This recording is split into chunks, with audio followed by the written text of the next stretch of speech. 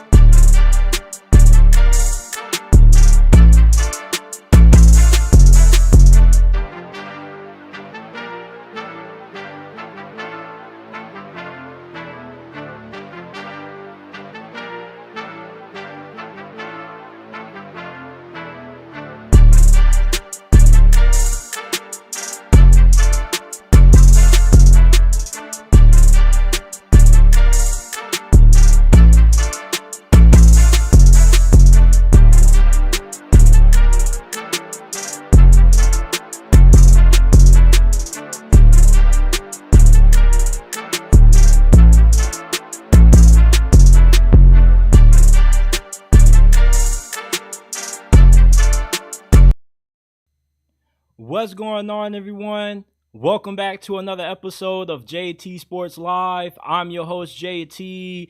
Sorry for the brief delay tonight when I decided to go live, and as soon as it got done with the countdown, I transitioned to the live stream portion of the software, and it just froze up on me. So that's why we had some slight delays, and that's why this is attempt 2 of going live tonight. But appreciate everybody that's tuned in to this episode. We got a really good show tonight. Who are the NFL's most improved teams going into this year? How good will the Buffalo Bills be this season? The Seattle Seahawks have Mike McDonald as their new head coach. He was the Ravens defensive coordinator last year. They had the best defense in the league in 2023. What can we expect out of Seattle's defense year one under Mike McDonald's tutelage, though. How good is this defense going to be? Could it be elite? Could it be average? Jayden Daniels, rookie season. What can we expect from him? I got some thoughts on college football as well. Georgia has a really good chance of not making it to the SEC title game. Why Florida State, in my opinion, won't make the college football playoffs. Is Nebraska finally back? Could this be the year that we finally see the Cornhuskers put themselves back in the national spotlight?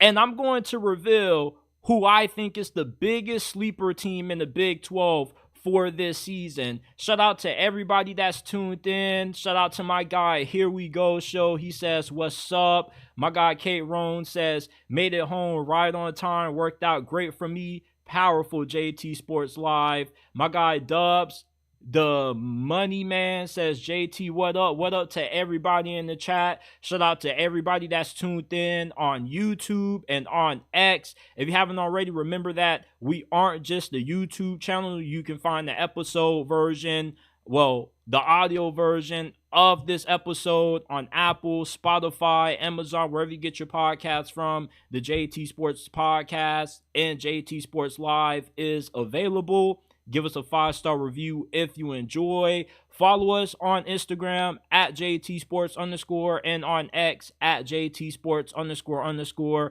if you're not following us on those platforms already. And check out our TikTok page, JTSports_ as well. We are dropping our game-by-game record predictions for every college football team. You definitely want to make sure that you are following us there, because I'm not going to be doing the single game-by-game breakdowns on the channel or making any podcast episodes. I'm just going to do them all together. So if you would like to see how many games I think your favorite team is going to win individually, you can follow us on TikTok, and they also are posted on Instagram as well. And let's get into it, man. We got a really fun episode. Who are the NFL's most improved teams going into this season, man? I got a few of them for you. Let's start off with the Washington Commanders. Washington made a lot of good signings in free agency. They brought in a lot of Dallas Cowboy players who followed Dan Quinn from Dallas to Washington. But outside of the former Cowboy players that they brought in, you signed Frankie Louisville, who was one of the Carolina Panthers' best players on defense. He was the heart and soul of that unit. And to me, he's the most underrated linebacker in the NFL right now. You also bring along his fellow teammate in Jeremy Chin, who I really wanted to be a Pittsburgh Steeler. This is somebody who is really versatile. Not only is he a safety, but he can play linebacker. He can play nickel. You can line him on any position of the secondary, and he's going to have a big impact. You also bring in a really good draft class, Jayden Daniels, Jazon Newton, who to me was really underrated. I thought he was going to be a lock for the first round. He's a fantastic pass rusher. I think he's really good against the run as well. This is somebody who has the potential to be a really big contributor right away out the gate for the Commanders. And then you get defensive back out of Michigan, Mike Sanders still. He's a true slot corner, really good tackler, really physical, good man-to-man coverage corner. The Commanders definitely are a way better team this year than what they were going into last season around this time. They finished with one of the worst records in the league last year. I easily think they got a strong chance to win 8-9 games, and maybe they could compete for the NFC East title year one under Dan Quinn. The Chicago Bears, you talk about a team that had a massive overhaul on offense. It doesn't get any bigger than what the Chicago Bears did with bringing in Caleb Williams, number 1 overall, to replace Justin Fields, you potentially could have the first quarterback in franchise history to throw for over 4,000 yards in a single season. And Caleb Williams could do this in his first year ever in the National Football League. And then you give him the greatest supporting cast that we've seen in recent history for a first-year quarterback. You trade for Keenan Allen. You draft Roma Dunze, who Caleb has already built a really good friendship with throughout the draft process. You also signed running back DeAndre Swift. With what Chicago has this season on both sides of the football, offense and defense, this should easily be a team that's a lock to make it into the playoffs. Now, how high of a seed are they going to be? I can't tell you that. They either could be the last seed or they could be as high as the number 1 or number 2 seed. That's how good Chicago could be this year. They have a good enough defense where even if Caleb Williams has a few games that he struggles in, that defense can carry and win them a few games. If Caleb Williams is as good as what we expect him to be, though, and he's consistent, Chicago not only is going to be in the postseason, but they definitely could end up winning their division last year after being tied for last in the North. How about the Los Angeles Chargers, though? Now, there's been a lot said about the Chargers' lack of talent, but when you bring in Jim Harbaugh and a really good coaching staff, he has Jesse Minter following him along from Michigan to the pros as his defensive coordinator. There are going to be a lot of issues that caused the Chargers to underachieve last year that are going to be fixed because of better coaching, such as the coverage bust on defense, the missed tackles, and just the lack of inspiration that LA seemed to play with on the defensive end of things. You're not going to see that with Jim Harbaugh coaching. You're going to see a way more disciplined team. You're going to see a team that's going to be better at getting the most out of Justin Herbert. You got a really good offensive line. They had a fantastic draft class. I know not a lot of you Chargers fans were happy about the decision to get Joe Alt, but with them, you now solidify that offensive line for being no worse than the top 10 unit. Ladd McConkey should be able to come in and be your number 1 target for Justin Herbert. He was my 5th ranked wide receiver coming out. Incredible route runner, has really fast feet, great hands, creates a lot of separation. Those are 4 big traits that normally determine how good a wide receiver is going to be, and Ladd McConkey checks all 4 boxes. Junior Colson was regarded by most analysts to be the best linebacker coming out of this past year's class. You get him as well. And I like you bringing in Gus Edwards and J.K. Dobbins to be your 1-2 punch at running back because they already have a lot of familiarity with Greg Roman and his system from when he was the OC down in Baltimore. The Chargers are one of those teams that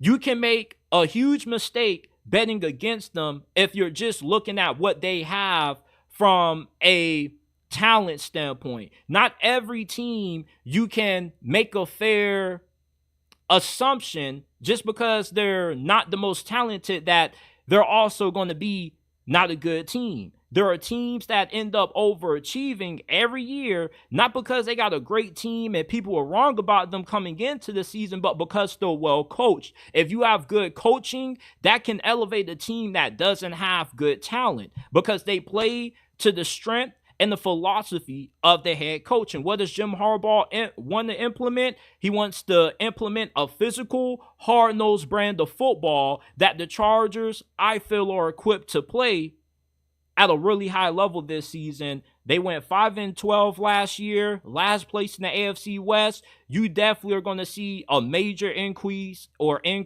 in the win column, and they should be a playoff team this season. The Houston Texans.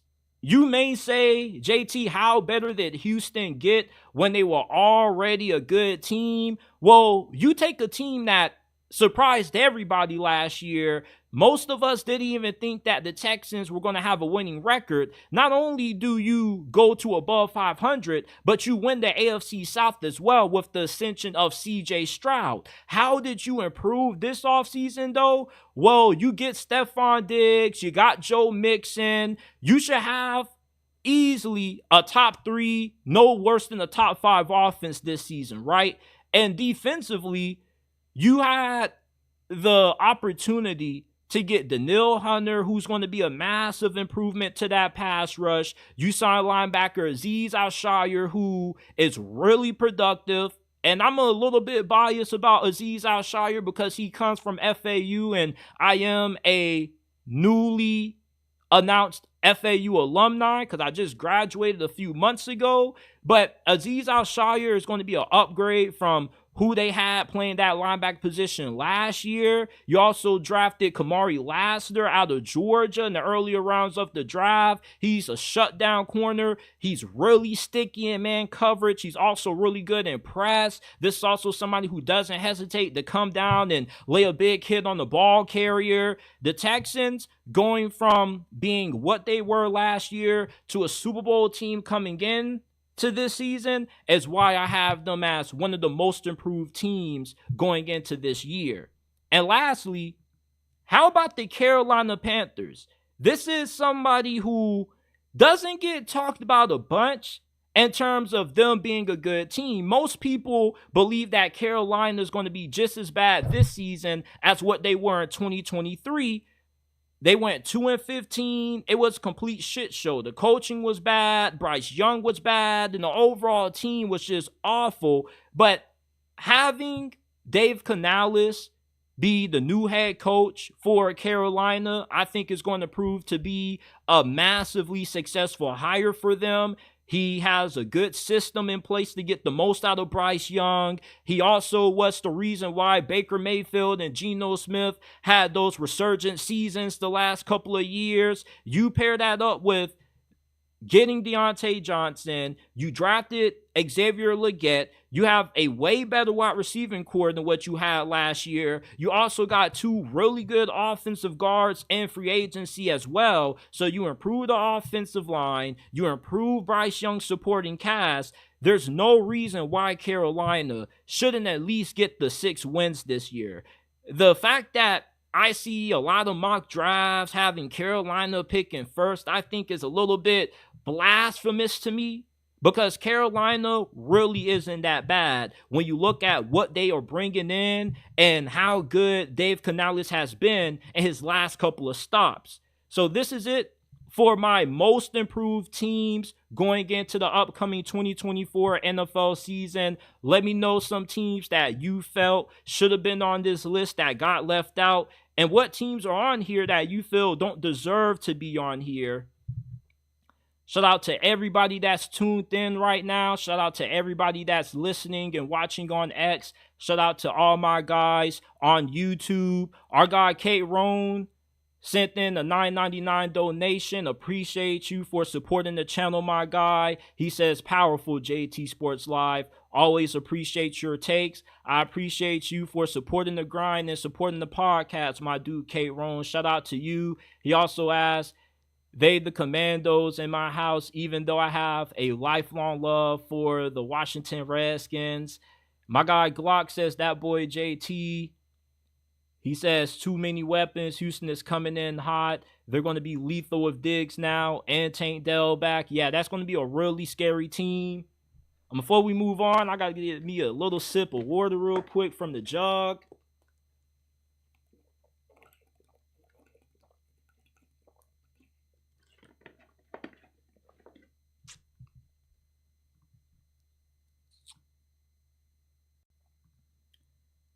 Jaden Daniels, the 2nd overall pick by the Washington Commanders. How good is he going to be in his rookie season? You have Cliff Kingsbury, who's going to be his offensive coordinator, and he's a really good fit for what Cliff Kingsbury wants to do offensively.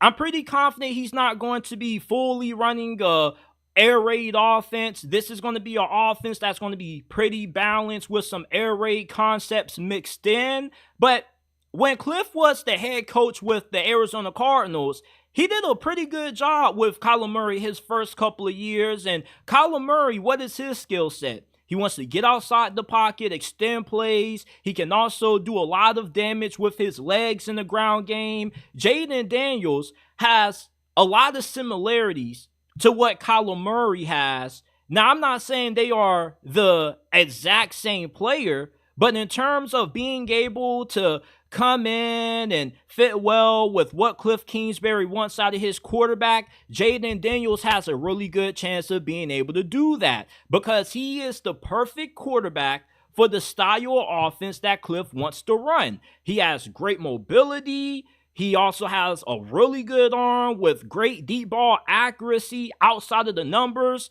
Terry McLaurin is probably a top 3, top 2 deep threat in the league if we're just evaluating wide receivers based off how good of a deep threat they are. It doesn't get too much better than Scary Terry, right? So you pair him up with Jaden Daniels and Jahan Dotson too to go along with that. You mean to tell me that Jaden Daniels can't put together a season where he throws for 3,300 yards. He has about 20 touchdowns through the air and also about 7 or 8 on the ground, that Washington couldn't potentially be a playoff team with that?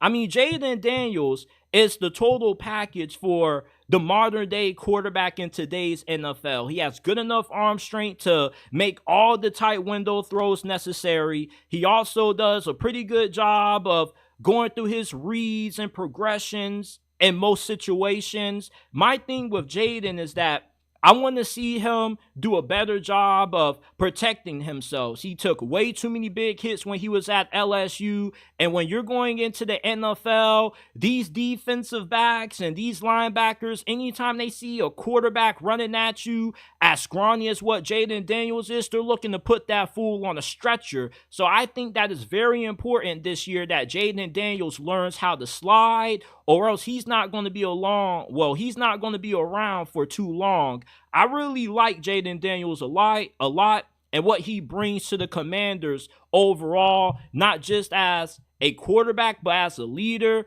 He's been putting a lot of work in this offseason. He's been one of the first guys to the facilities, one of the last guys to leave after practice. That's definitely what you want to see in your young quarterback. But for me, with how manageable the division is going to be for Washington this year, Dallas is in for a down year.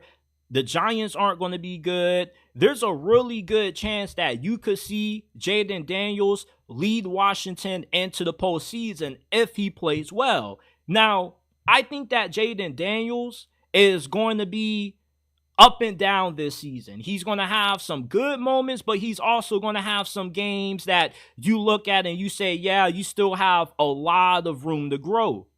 So although I do see the upside with Jaden this year being the playoffs, realistically, I can see the Commanders being more of a 7-8 win team with him at the helm this year. I just don't think he's going to be as consistent as what we're going to see out of Caleb Williams and even Bo Nix, just because Bo Nix has Sean Payton being his OC and Chicago just has a better, more well-rounded roster than what the Commanders have. We're definitely going to see Jaden Daniels doing a lot of running because their offensive line is still a big concern. Despite the guys that they signed in free agency, they still have a lot of room to improve there. The run game, how good is that going to be? We know Jaden Daniels is going to be a factor, but can you say the same about Brian Robinson and Antonio Gibson? So the situation that Jaden is in it's decent, but it definitely could be a lot better. But overall, I think you're going to see a really solid rookie season out of JD5. You know, he's not going to set the world on fire every week. He's going to have a few games that he has a couple of highlight moments. But for the most part, I think you're going to see your prototypical rookie quarterback year where it's a lot of highs and it's a good amount of lows, but you take the good with the bad. And more so, you're looking at this to be a season that Jayden Daniels can build on going into his second season at 2025. The Buffalo Bills lost a lot this offseason. Stefon Diggs, Gabe Davis are gone. Leonard Floyd, your team leader in sacks last year, is gone also. Is Buffalo still a Super Bowl contender, though? You look at the offense, there's a lot of new faces who are going to be replacing Stefon and Gabe Davis. Keon Coleman, rookie wide receiver out of Florida State. A lot of Buffalo Bills fans have quickly fallen in love with this dude. You got Curtis Samuel and MVS, who you signed in free agency. Do you have enough in the passing game to potentially still put yourself in that Super Bowl discussion at the end of the year? I believe that you do. We already know that with Josh Allen, there's not a single game that you don't have a chance at being able to win. And with him, you always have a chance to at least make it to the playoffs, despite how questionable his supporting cast may be, because he's one of those dudes that can make everybody around him better. And with these new faces at wide receiver, I still expect for Buffalo's passing attack at least to be really effective, especially with Dalton Kincaid going into year 2. We've been making a bunch of fuss about who Josh Allen's wide receivers are going to be, but we tend to be overlooking that Dalton Kincaid was the second best rookie tight end last year behind Sam Laporta. And at times, he was their number 2 option in that passing game behind Stefon. Now, you have the opportunity, if you're Dalton Kincaid, to really lock down the role of being Josh Allen's go-to target. And with Dalton Kincaid taking a lot of the pressure off of these other guys, it should open things up for Buffalo's passing game to be just as good, if not better, than what it was last year. You see, you don't need to have a stacked team of wide receivers to be a Super Bowl contender. We've seen teams in previous years, like Kansas City, for example, win a championship despite not having a dominant number 1 wideout. You don't need to be elite at wide receiver to win. You just have to be able to protect your quarterback up front, which Buffalo can do because their offensive line improved. You also have to be able to run the football when you need to, which we have seen the ability of James Cook to produce a lot of big plays on the ground for Buffalo. And you just need wide receivers to make plays in big moments. That's going to be the biggest question for Buffalo, is going to be, can you trust Keon Coleman to come down with those big clutch catches in the later half of the fourth quarter? All right. Can you trust Keon Coleman in third down situations to not drop the football? You know, these are the kinds of questions that we have about Buffalo in terms of their offense. It's not about if they're going to be able to be effective and if they're still going to be able to produce at an elite level, because with Josh Allen at the helm, we know that is still going to be the case. The question is the consistency that we're going to see out of this unit when the game is on the line, because that's kind of why they lost to Kansas City last year. This offense, these receivers, Josh Allen, they just didn't make enough plays when they needed to. Defensively, you lose Leonard Floyd, Micah Hyde, and Jordan Poyer, which both of those two guys have been your starting safeties for a very long time.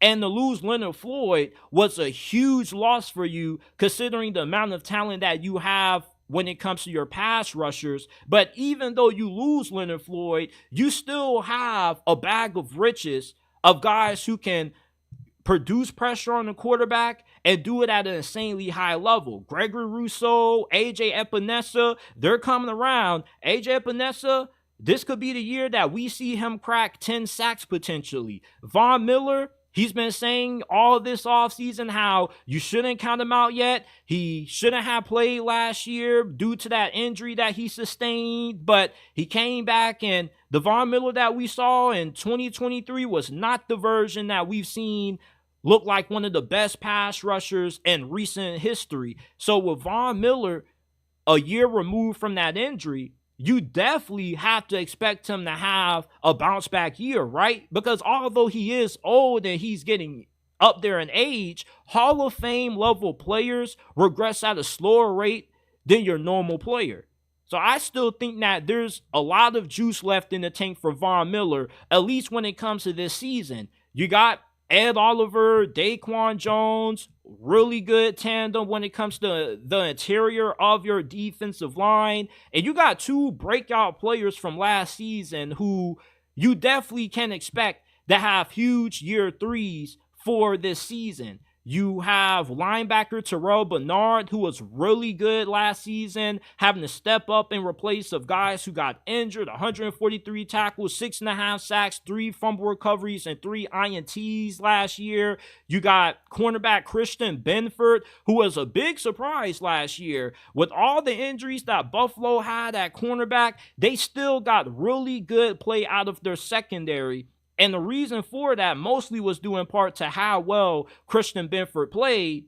And, you know, it's surprising to see him still being the starter with Kaiir Elam still on the team, because Kaiir Elam may be the most non-talked about bust in NFL history, because when you're a good team like Buffalo and you're always competing for championships or you're always in that conversation, people just ignore the guys that you miss on in the draft. And Kaiir Elam is definitely one of those guys. And thank God that Christian Benford ended up being as good as what he was last season, because if not, they would have been in a lot of trouble if they had to go out and put Kaiir Elam out there.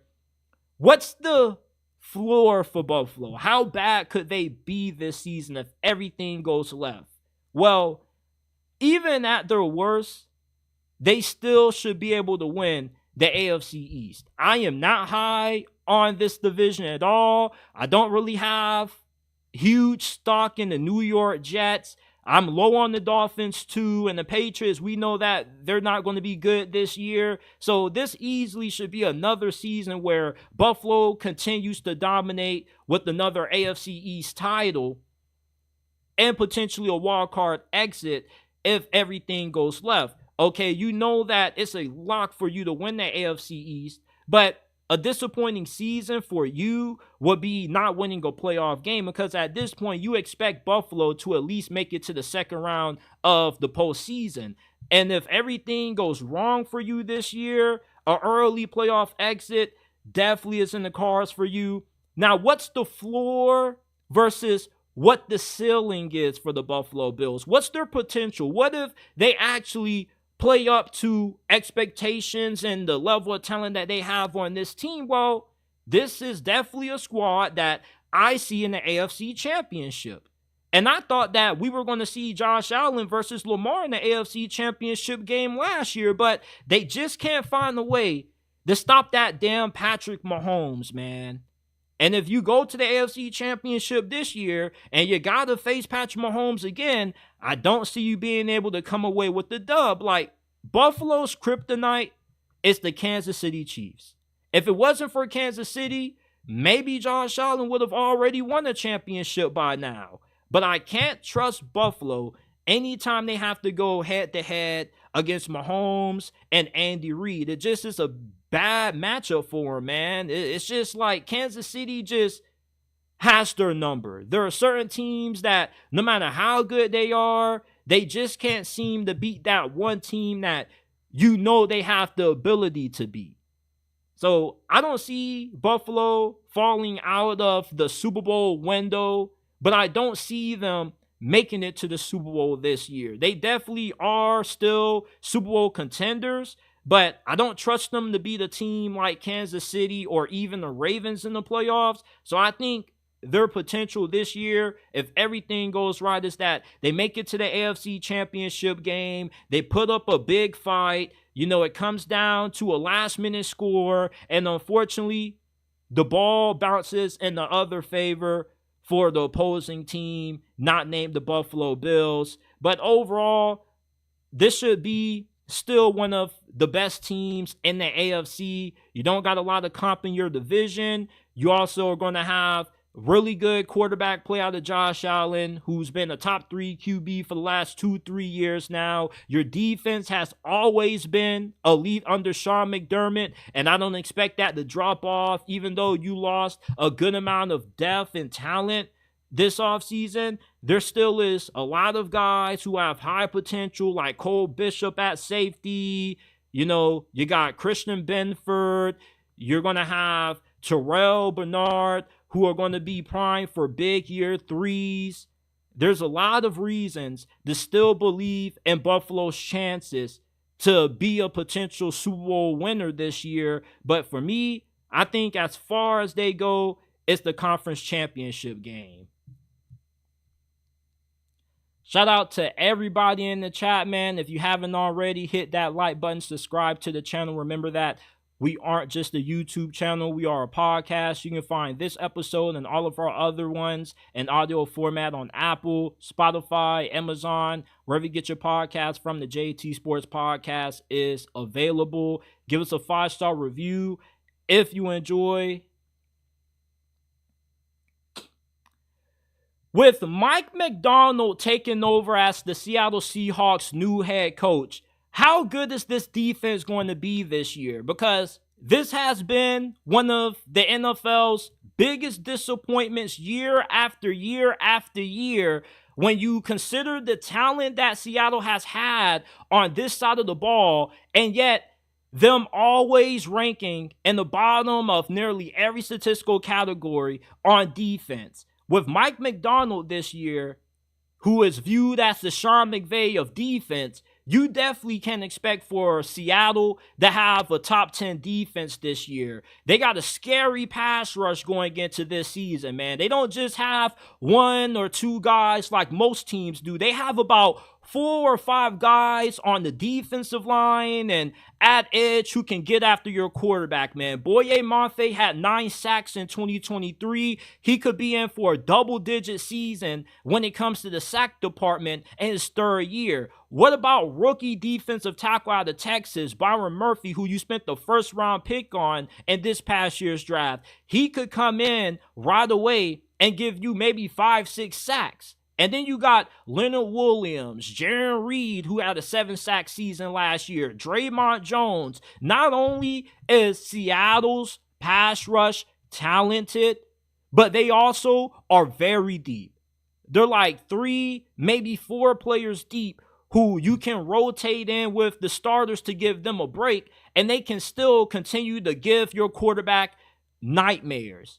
With how deep and talented Seattle's pass rush is, this is going to help this secondary improve. Their secondary also has been a massive disappointment over the last couple of years. Outside of Devon Witherspoon and Julian Love, you know, there's some questions about Tariq Woolen, because he had a down season last year. Let's just be honest about it. And there were a lot of you Seahawks fans who were saying that he should have won Defensive Player of the Year over Sauce Gardner. Well, last year was not good for Reek. And there was one game that I watched, I forgot which one it was, that he ended up getting benched. With Mike McDonald, though, the hope is that he can still get Tariq Woolen heading in that direction that we thought he was going to head after that outstanding rookie season that he had. And with him having better coaching and being put in a better situation to succeed, I believe that we will see that bounce back year out of Tariq Woolen. You also still do have Kobe Bryant. You got good depth at linebacker, in my opinion. There's a lot of reasons to be confident that Seattle's defense is going to be good this year. This defense has been terrible for the last 4 or 5 years due to Pete Carroll running an outdated defense. With Mike McDonald, the Ravens last year, when he was calling plays for their defense, they were number 1 in points per game, number 1 in sacks per game. They were 6th in passing yards per game allowed. They were 12th against the run, and they were top 10 in takeaways. Also, they had the 9th best 3rd down defense. Those were all areas that Seattle's defense struggled in last year. And if you can't get off the field in 3rd down situations, then how are you going to get the ball back to your offense? And yet everybody wanted to try to point the finger at Geno Smith, but I don't see Geno Smith out there playing corner. I didn't see him giving out big plays. I didn't see him having blown coverages and missed assignments consistently. You know, you make things easier for your quarterback when you have a defense that can actually get him the ball back and that can take some pressure off his shoulders. I believe that Mike McDonald, not only is he going to be the best hire, not named Jim Harbaugh from this offseason, but he probably is going to win Coach of the Year this season.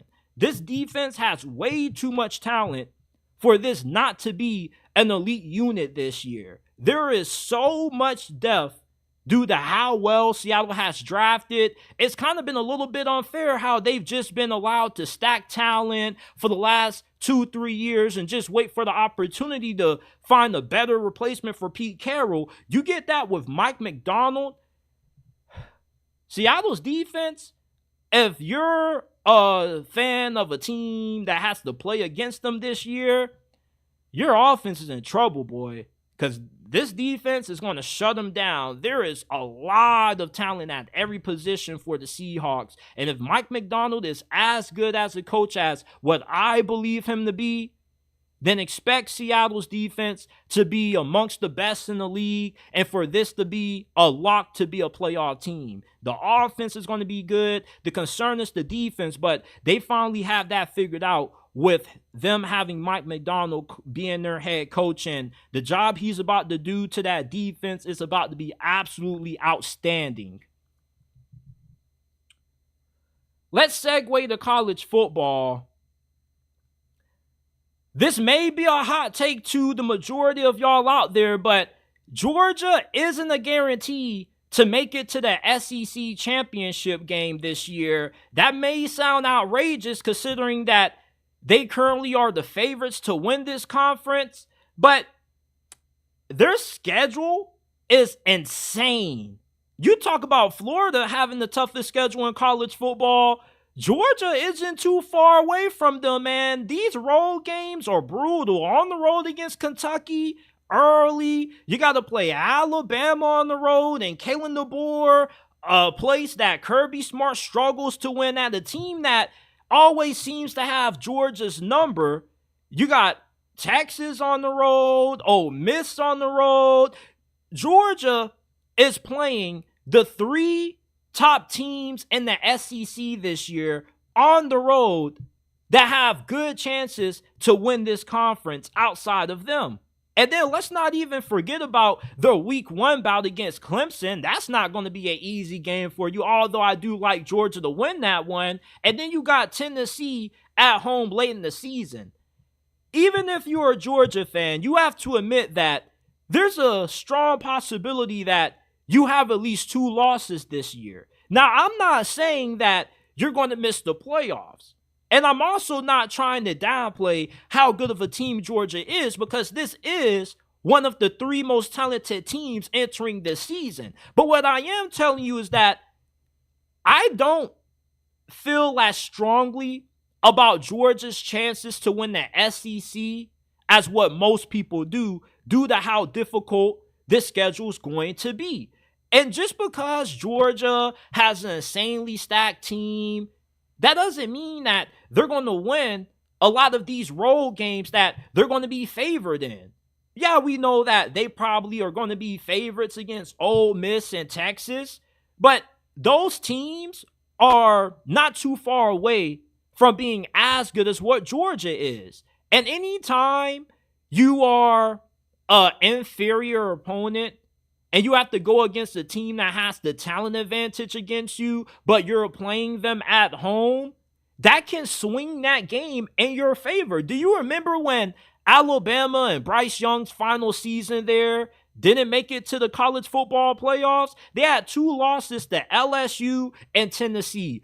Where did they all occur? When they were on the road.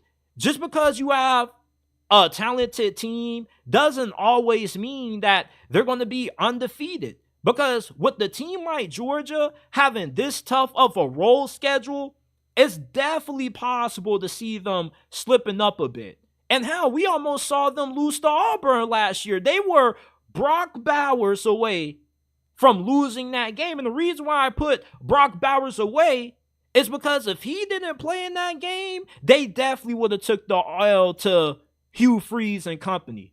And Georgia fans can't say otherwise. I'm looking at the difficulty of this schedule.